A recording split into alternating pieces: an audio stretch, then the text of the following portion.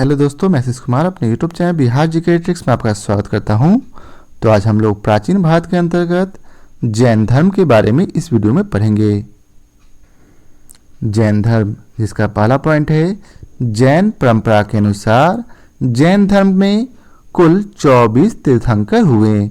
इसके पहले तीर्थंकर अर्थात इसके संस्थापक ऋषभदेव थे और इनका जन्म स्थान अयोध्या था। कहाँ था? अयोध्या। याद रखेंगे कि जैन धर्म के पहले तीर्थंकर ऋषभदेव का जन्म स्थान अयोध्या था और जैन धर्म के अंतिम तीर्थंकर महावीर स्वामी थे, जो कि बिहार के थे और इसके अनुयायी निग्रंथ कहलाते थे। तो ये सब काफ़ी इंपॉर्टेंट पॉइंट है। नेक्स्ट पॉइंट है इसका कि इसके अर्थात जैन धर्म के 21वें गुरु नेमिनाथ जी और 22वें गुरु आरिष्ट नेमि थे। याद रखेंगे कि जैन धर्म के 21वें गुरु नेमिनाथ और 22वें गुरु अरिष्ट नेमि थे। केवल 23वें तथा 24वें गुरु अर्थात तीर्थंकर की ऐतिहासिक जानकारी हमें मिलती है। जैन धर्म के 23वें तीर्थंकर पार्श्वनाथ जी थे। कौन थे? 23वें तीर्थंकर पार्श्वनाथ जी। इनका काल महावीर स्वामी से 250 ईस्वी पूर्व माना जाता है। नेक्स्ट पॉइंट है इसका, जैन अनुश्रुतियों के अनुसार पार्श्वनाथ को श्वेतमेध मानक पर्वत पर ज्ञान प्राप्त हुआ था तथा इन्होंने 4 महाव्रत दिए, जो हैं सत्य, अहिंसा, अपरिग्रह तथा अस्तेय। कौन कौन है? सत्य, अहिंसा, अपरिग्रह तथा असत्य। ये 4 महाव्रत किसने दिए? तो आप लोग याद रखेंगे, पार्श्वनाथ ने।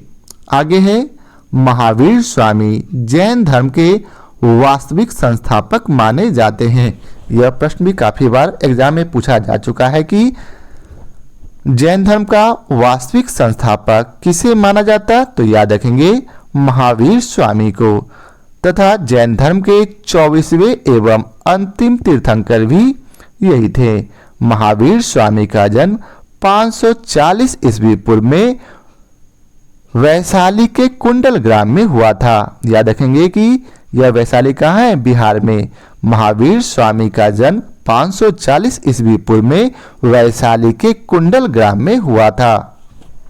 यह बिहार राज्य में स्थित है। इसके पिता अर्थात महावीर स्वामी के पिता सिद्धार्थ थे, जो ज्ञात्री कुल के राजा थे और इनकी माता का नाम त्रिशला था। तो ये सब काफी इंपॉर्टेंट पॉइंट है। इससे काफी प्रश्न बनते हैं कि महावीर स्वामी के पिता का नाम सिद्धार्थ था और यह ज्ञात्री कुल के राजा थे। इनकी माता का नाम त्रिशला था, जो लिच्छवी शासक चेटक की बहन थी। इनकी पत्नी अर्थात महावीर स्वामी की पत्नी यशोदा एवं इनका पुत्र अन्नोज्या था, जो कि प्रिय दर्शना के नाम से भी जाना जाता था। इसके भाई का नाम नंदीवर्धन था, जो कि इनका बड़ा भाई था। इन्हीं की अनुमति से महावीर ने गृह को त्याग दिया था। 30 वर्ष की उम्र में महावीर के बचपन का नाम यहाँ कुछ मिसप्रिंट है, तो याद रखेंगे कि इन्होंने 30 वर्ष की उम्र में अपना गृह त्याग दिया था। किनकी अनुमति से? तो अपने बड़े भाई नंदीवर्धन के अनुमति से। महावीर के बचपन का नाम वर्धमान था। क्या था? वर्धमान।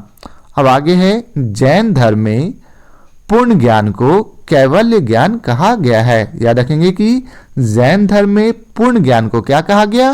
कैवल्य ज्ञान। नेक्स्ट पॉइंट है, 12 वर्ष तक लगातार कठोर तपस्या एवं साधना के बाद 42 वर्ष की उम्र में महावीर को जुम्बिक ग्राम के पास ऋजुपालिका नदी के किनारे एक साल वृक्ष के नीचे कैवल्य अर्थात संपूर्ण ज्ञान की प्राप्ति हुई थी।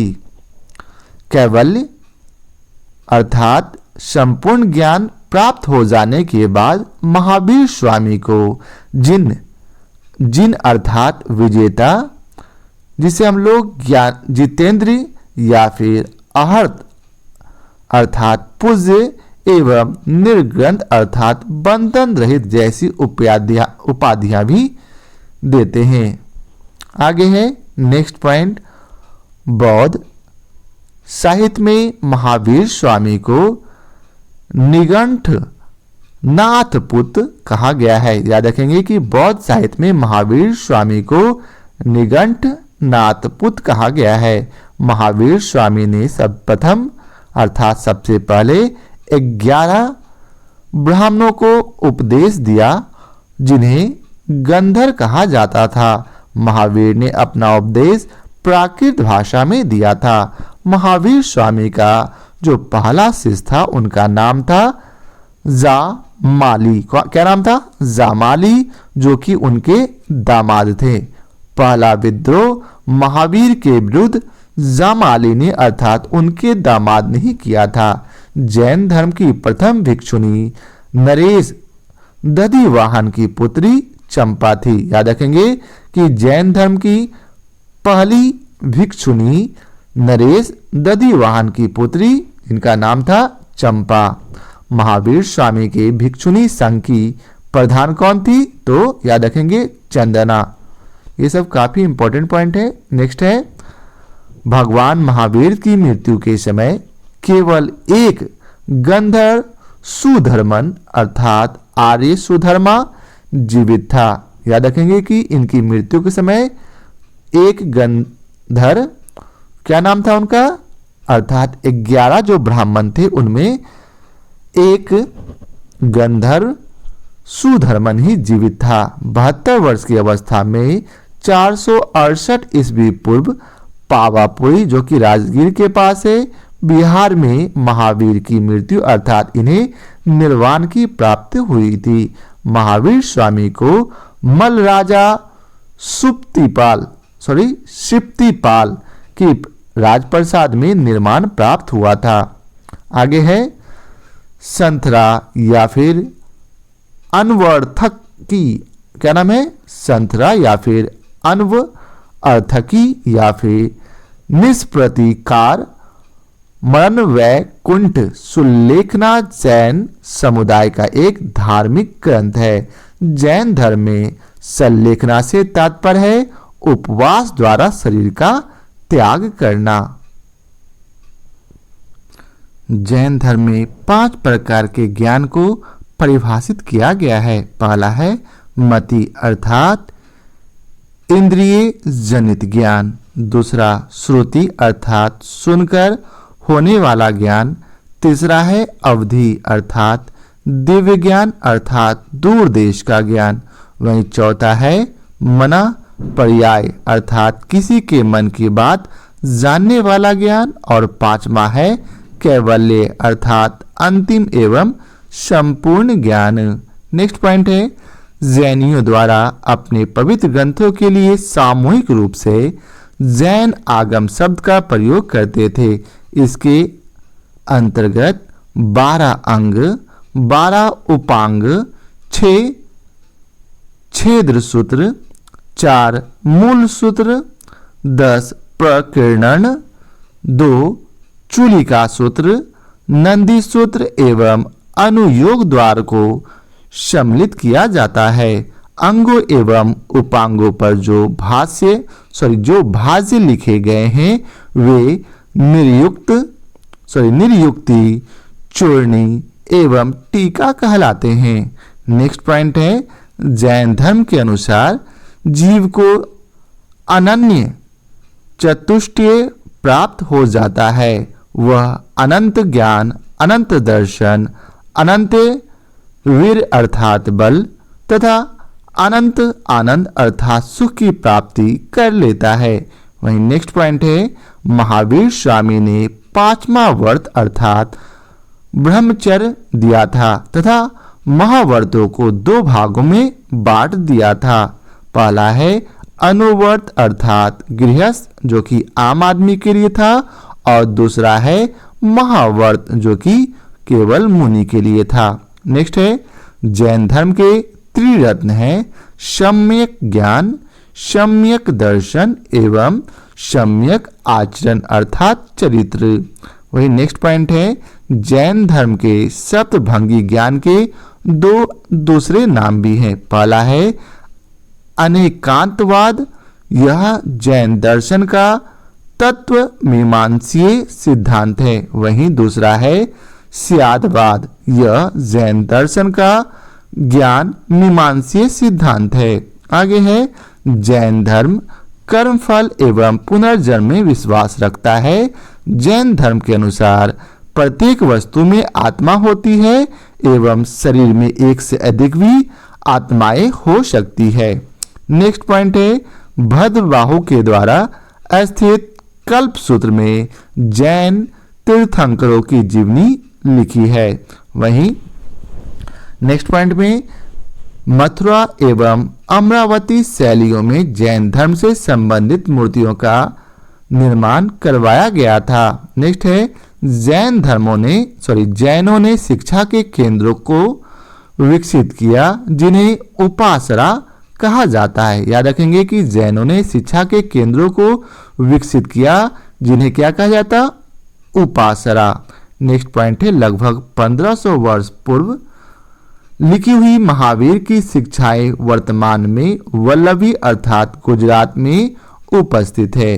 नेक्स्ट पॉइंट है जैन दर्शन शास्त्र के अनुसार जिन शब्द का अर्थ विजेता होता है।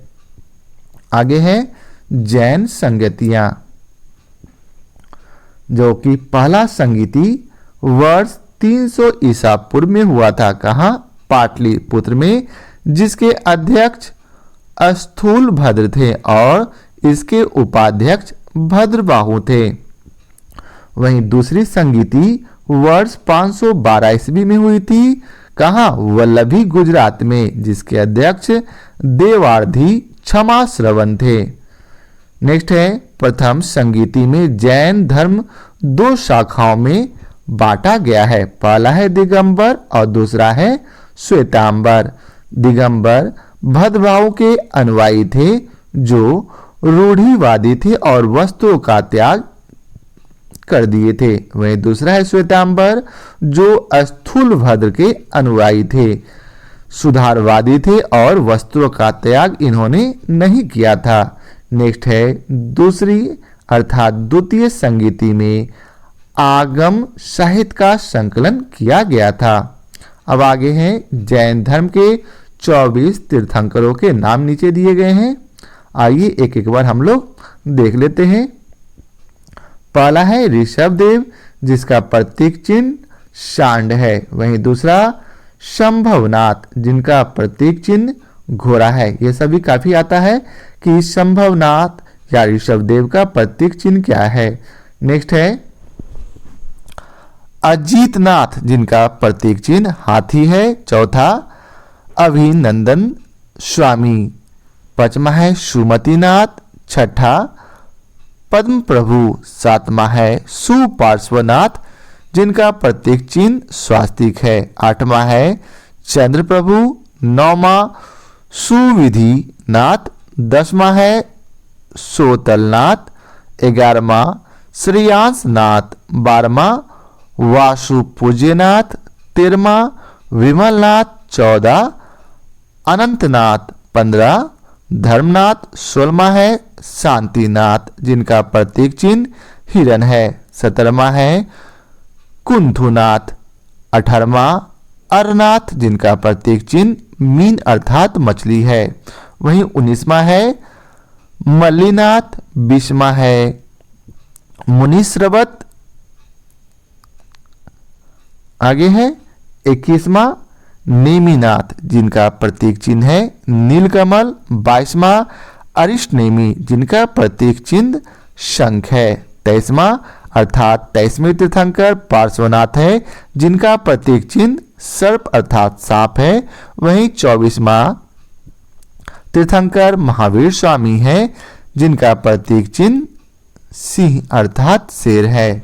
तो यह था आज के वीडियो का आखिरी पॉइंट। आशा करता हूं आप लोगों को हमारा यह वीडियो पसंद आया हो। जल्दी मिलते हैं हम लोग नए टॉपिक बौद्ध धर्म के साथ। तो आज के लिए बहुत बहुत धन्यवाद।